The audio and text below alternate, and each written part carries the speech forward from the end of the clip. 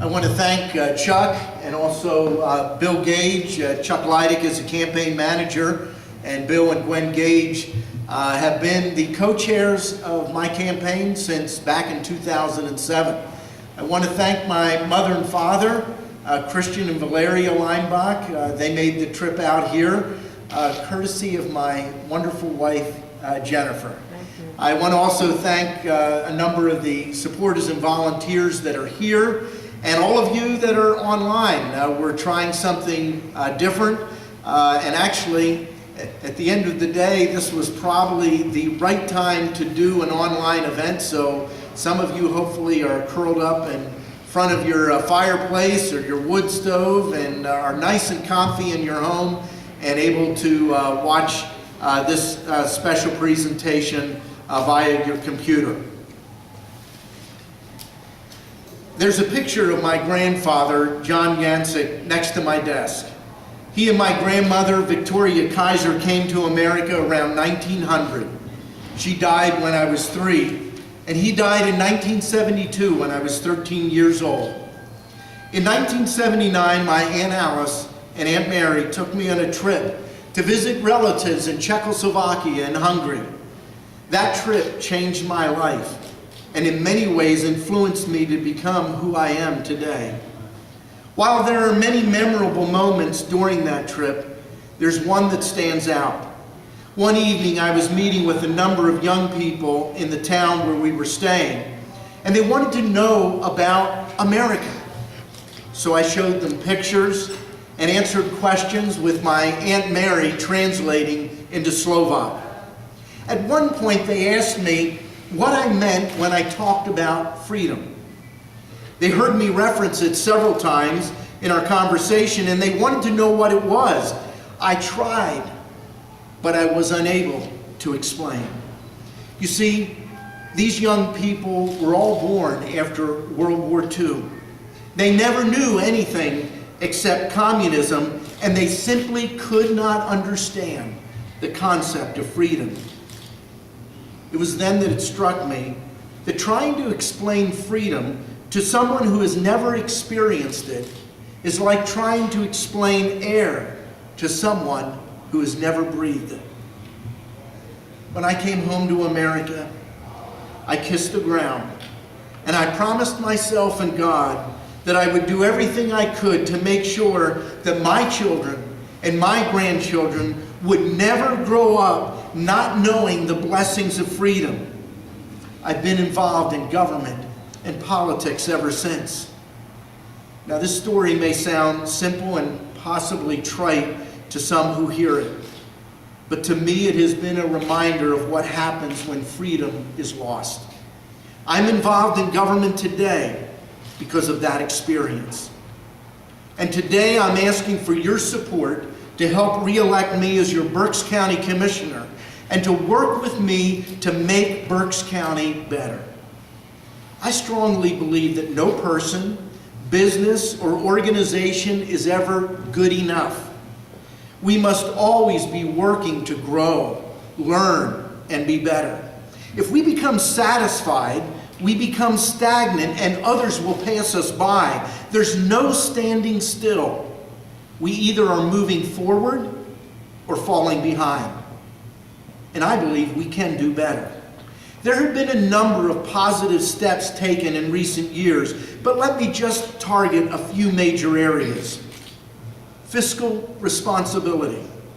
This is a critical foundation of a family, a business, organization, and yes, government. If the fiscal foundation is failing, then at some point, nothing else matters.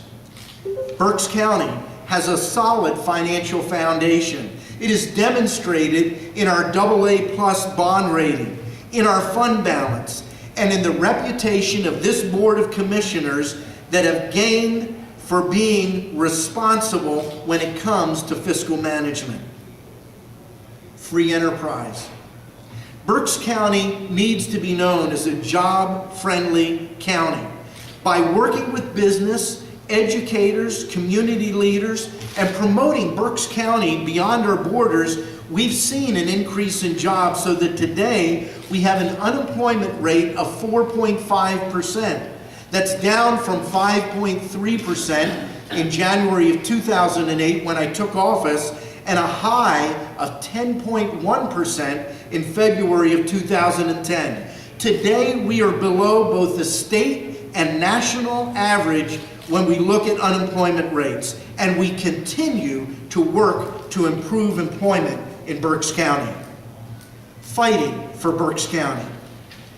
We need leaders today that stand up for what is right and against what is wrong at the local, state, and federal level.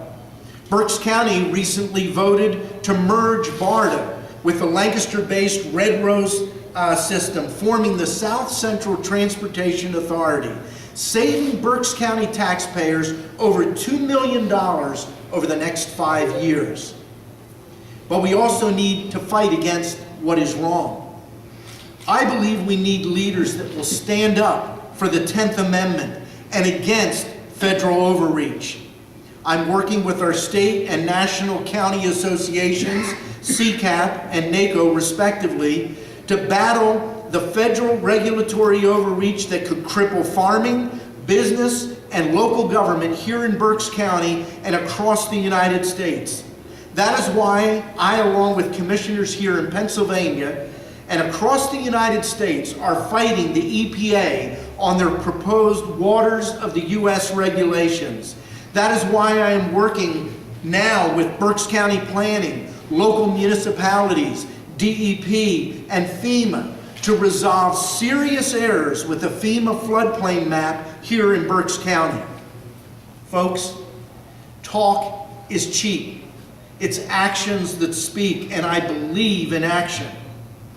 Looking forward to my next term, I have two major areas where I am committed to work on behalf of the people of Berks County. The first issue is the need of criminal justice reform. Let me ask you a question. Where do you think most of our county property taxes go? We raise approximately $136 million annually, and nearly $85 million of that goes to our local criminal justice system. The two largest areas are our courts and the prison. Did you know that according to numerous studies, the United States incarcerates more people than any other nation on the face of the earth?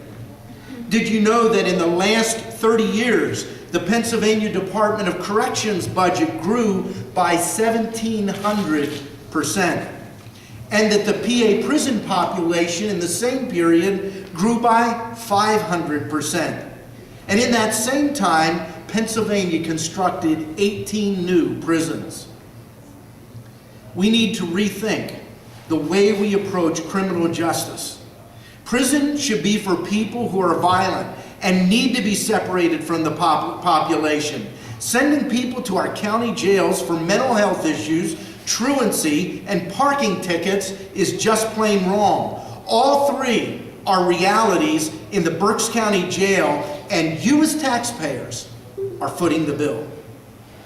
An elderly lady was admitted to the Berks County Jail twice this past year. She was a resident of a local nursing home, has Alzheimer's, and slapped a nursing home staffer. The nursing home called the police and had her arrested. Eileen Danino, a mother, was sentenced to Berks County Jail last spring for truancy. She died in our jail. I believe she should have never been there in the first place. At any given time, there may be one or more people in our Berks County Jail exclusively for outstanding parking tickets. Do you feel safer knowing that people like this are in our Berks County Jail? The laws must be changed. There's a bill in the Pennsylvania House called Eileen's Bill. In order for this bill to truly honor the memory of Eileen Danino, it must eliminate the option of jail for truancy. Anything less, and let me be very clear, anything less is merely political window dressing. Ladies and gentlemen, we cannot continue down this road to fiscal and social bankruptcy. I will continue to work for serious reform on this issue with our local, state, and federal leaders through organizations like CCAP and NACO. The second major issue is that of job growth here in Berks County. We've made serious strides with lowering the unemployment rate. Last September, when Moody's reviewed Berks County's bond rating, they noted that the diversity and growth of the commercial business sector is positive, and that continued growth will provide Berks County with a much better long-term economic outlook. If we want to improve the overall quality of life here in Berks County, it starts with good private sector jobs. Government doesn't create these jobs, but they can be a help or a barrier. I'm proposing 4 ways to grow good local jobs. Number 1, we need to continue and improve the local cooperation among the various economic development organizations here in Berks. That means Berks County needs to continue its financial support of the Greater Reading Economic Partnership, since they jointly work to promote job growth with both new and existing businesses. Number 2, business growth also includes agriculture. Defending the right to farm is becoming more important than any time in the history of this county. Failure to defend this right will be catastrophic to our local economy and overall quality of life. Number 3, we need to further promote the JEAP process, Joint Express Approval Program, to encourage business expansion projects here in Berks. Using a little common sense and communication can not only save jobs, but also grow the job base of existing businesses. One of the most serious detriments to job growth is property taxes. Let me be very clear. I believe that the taxation of private property is unethical at best and unconstitutional at worst. I support the elimination of property taxes. However, they are a reality, and they deter businesses from coming, or in some cases, expanding.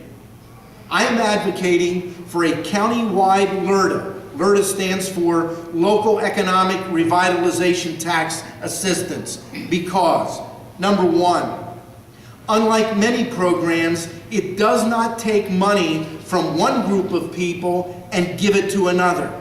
Secondly, instead, a business would continue to pay their normal tax rate, but when they complete a new project and it is assessed for property taxes, they would pay 0 new taxes in year 1, 10% in year 2, and so on until they are at 100% in year 11. The third reason this is good is that municipalities, school districts, and the county are not giving up any revenue. And they start seeing new revenue in year 2. Fourthly, taxpayers are not paying anything additional, and instead they will see businesses expand, providing a stronger tax base in their community and more jobs. Finally, all businesses can participate, and there are no strings attached, such as prevailing wage or answering to some unelected bureaucrat. Currently, LERTAs are only for large companies, because only they can afford to go through the legal process to secure a LERTA. The 3 largest construction projects in the past 2 years all required and were granted a LERTA. I believe all businesses, both large and small, should be able to equally participate.